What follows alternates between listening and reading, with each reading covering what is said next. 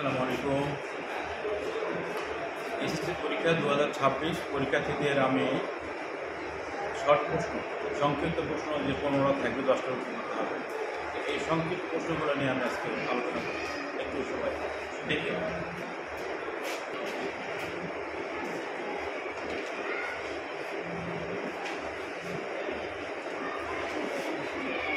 Function of t সমান 1 plus t square plus t4 by t square হলে function of minus inverse এর মান কত? এটা হলো আমাদের প্রশ্ন। এই প্রশ্নটা শুধু মান বসাতে আমরা কীভাবে দেখি? দেওয়া আছে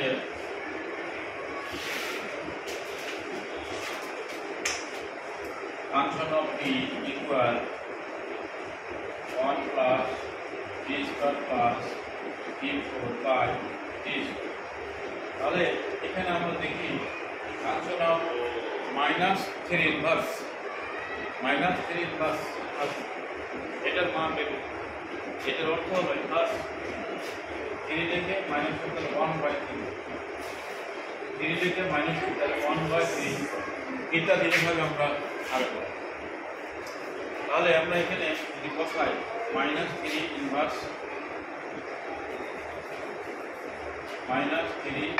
inverse equal 1 plus t square মানটা আমরা তাহলে বসাই।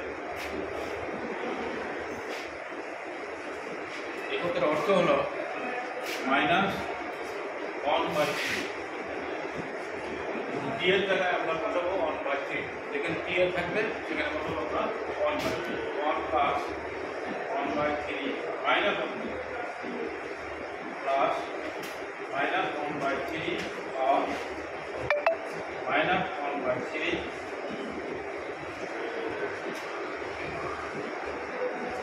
1 প্লাস এই মাইনাসটা যদি মাইনাসের উপর স্কয়ার আছে তাহলে মাইনাস প্লাস 1/9, এই মাইনাস দিয়ে মাইনাস করতে হবে। এই পাওয়ার যদি জোড় সংখ্যা হয় আর ভিতরে মাইনাস থাকে এই মাইনাসটা প্লাস একটু ভালো সবাই দেখেন। এরপরে ব্র্যাকেট দিয়ে যদি মাইনাসের ভিতরে পাওয়ার থাকে জোড় সংখ্যা তাহলে এটা প্লাস হবে, আর যদি বিজোড় সংখ্যা থাকে তাহলে মাইনাস থেকে যেহেতু এটা প্লাস হয়ে গেল প্লাস থেকে 1/3 এর উপরে 4, এই 3 এর উপরে 4 মানে এই 4টা 3 এর উপরে চলে আসবে। এখানে হলো 1/9, 1/3 স্কয়ার মানে 1/9। অথবা আমরা এইভাবে লিখতে পারি 3 স্কয়ার।